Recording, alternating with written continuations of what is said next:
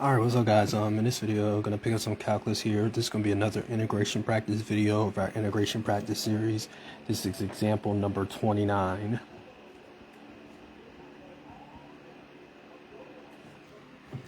Alright, so let's deal with it. So we got this integral here.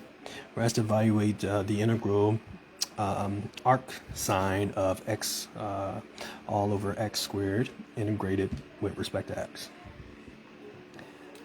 Alright, so to evaluate this, we'll need to apply integration by parts just to start. So let's go ahead and do that. If you don't remember what the formula is for that, it's the integral of u dv is equal to uv minus the integral of v du. And we know we need a u and we need a dv. Now the selection here for u is actually pretty obvious because we certainly will want u to be arc sine of x, because remember, if we let dv be arc sine of x, well, to get v we would have to integrate dv, and remember, integrating arc sine will require integration by parts, so that would not be a very good selection. So u here in this particular circumstance would just be the arc sine, and dv will be everything else. So dv is 1 over x squared dx. Because arc sine is a lot easier to differentiate than it is to integrate. So, okay, so we need to take the derivative of arc sine. Hopefully you remember that the derivative of arc sine, that's just going to be 1 over the square root of negative x squared plus 1. And you have to multiply by dx. And then to get v, we integrate dv, so we need the antiderivative of 1 over x squared dx. And we know that gives us negative 1 over x. Now, if you don't know how to integrate that, you can move the x squared up top, thus changing that to x to the negative second. You can evaluate it that way. Okay, so we just kind of got to follow the integration by parts formula. So I'm going to bring the negative to the side over here. So we'll get arc sine of x all divided by x. We would essentially get two negatives, which are changed to a positive, and then we'll have the antiderivative of v du, which means we'll have the antiderivative of 1 over x multiplied by the square root of negative x squared plus 1 that we need to integrate with respect to x. Okay. Now we deal with this. So we got 1 over x times the square root of negative x squared plus 1. So how in the world do you deal with that? Well, I think the best thing to do here would be a u substitution. Perhaps that will work first. In this particular scenario, this is probably one of the integrals where we'll want to pick it to be basically everything. We'll want it to pick it to be the square root of negative x squared plus 1 instead of what's just under the square root, because if we did that, well, then we'd have the square root of u, and how is that going to help us? So again, it doesn't happen too often, but there are some rare circumstances where you may need to pick it to be everything. It does happen. So then we'll need to differentiate it.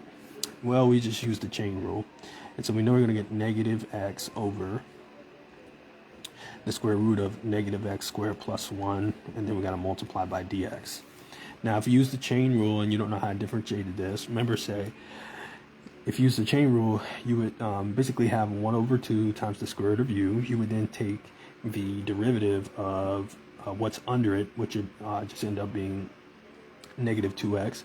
And basically what the chain rule says is that we will have 1 over, and then we plug our whatever our u was back in and multiply by the derivative of what's under it, which would be negative 2x.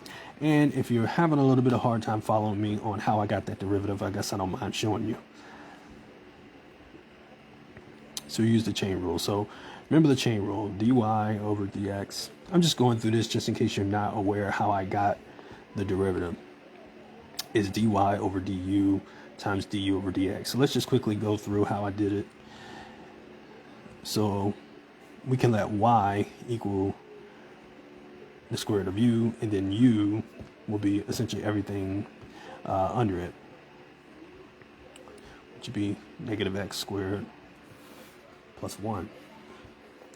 So if we did dy over du, which is the derivative with respect to u, for the square root of u, well, that's just 1 over 2 multiplied by the square root of u.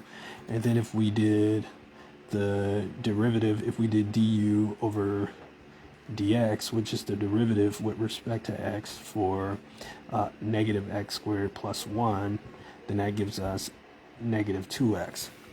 And so what the chain rule says is we'll have 1 over, and again, I'm going to bring the negative over, and then we'd have 2, and then we'd have the square root of negative x squared plus 1 multiplied by 2x. All I did was pull the negative to the front, and as you can see here, the 2's cancel out. X gets multiplied through, just leaving us with a negative x over the square root of negative x squared plus 1. All right, so that was just me kind of going through the differentiation of that, okay? Chain rule typically tends to be the hardest derivative rule for most students. Obviously, it can vary, but that seems to be the rule that gives students the most trouble in Calc 1, and I had the most problem with the chain rule as well. But over the years, just practicing, and obviously, I took a lot of calculus to get my physics degree, so I've done so much calculus, I've just gotten better at it. So it's, just practice. You will really, that's probably one of the most important derivatives. They're all important, but that's one of the most important derivative rules is the chain rule. Okay, so all I want to do is demonstrate how I got the derivative. So now, we just go back to what we had. So again, remember that u was the square root of negative x squared plus 1. We know what du is. I just went through it and shown you the entire process to it. And then we would have to solve for the dx part, okay? And if we solve for the dx part, we'll get negative square root of negative x squared plus 1 all over x du is equal to dx. So now what we have is the antiderivative of 1 over x multiplied by u multiplied by negative u over x. It's du, right? So we do see a little bit of a problem.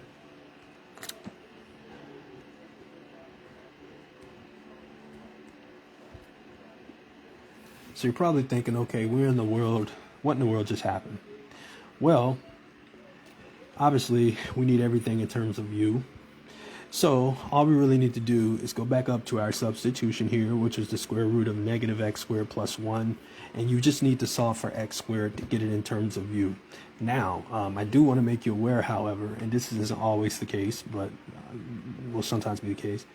If you get into a situation like this and there's no way that you can get this variable, whatever variable you were using before you started the substitution in terms of u, and there's just no way for you to get in terms of u, you probably picked the wrong method. And you'll probably need to try something else. In this particular circumstance, if we run into a situation like this, our selection for the substitution is fine. Luckily for us, we can just solve for the x squared just using what our substitution was. And that'll give us that we just need to solve for the x squared to get everything in terms of u. So if you can't get it in terms of u, you probably picked the wrong method and need to try something else. Okay, so the first thing we need to do is take the square root of, we need to square both sides, because what that's going to do, when I square the square root, it's going to get rid of that square root there. So this will be u squared is equal to negative x squared plus 1. And again, remember, we need to solve for x squared. That's what we need to solve for. So if we solve for x squared, that's just going to give us negative u squared plus 1. So now the integral will essentially become 1 over, or negative 1 over, negative u squared plus 1, all integrated with respect to u. Okay.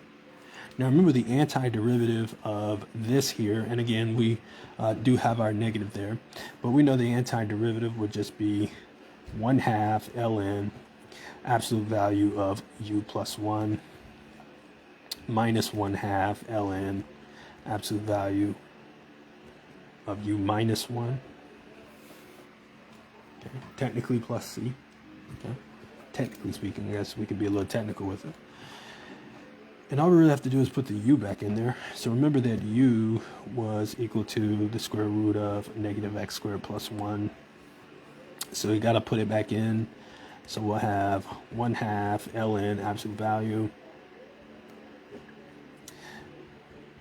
negative x squared plus 1 plus 1 minus 1/2 ln absolute value negative x squared plus 1 minus 1 when we put everything back in there. And we've pretty much taken care of the integration for this integral here after we did the by parts. So we have our solution for the integral that was on the inside. And so to finish this off, we just have to go back to our first by parts, connect the left-hand side to what we got on the right-hand side, and add a plus c, and we'd pretty much be done. So we can actually just kind of kill two birds with one stone and write the final answer. So, and if you get into a situation like this where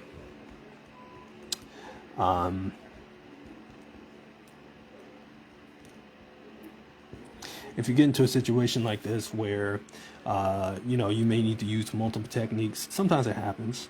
And even more so, you have to use by parts twice. You want to make sure that you're being extremely neat. Well, you want to be neat with math anyway, but you definitely want to be neat because you want to make sure that you can go back and get the left-hand side. If it's not neat, then that's just going to be hard to do. So our answer here will be negative arc sine of x all over x. It's going to be minus 1/2 ln absolute value negative x squared plus 1 plus 1. Then it's going to be another minus, remember, or excuse me, it's going to be a plus, excuse me, 1/2 ln absolute value of the square root of negative x squared plus 1 minus 1, and we need to add a constant of integration. So I would leave it there.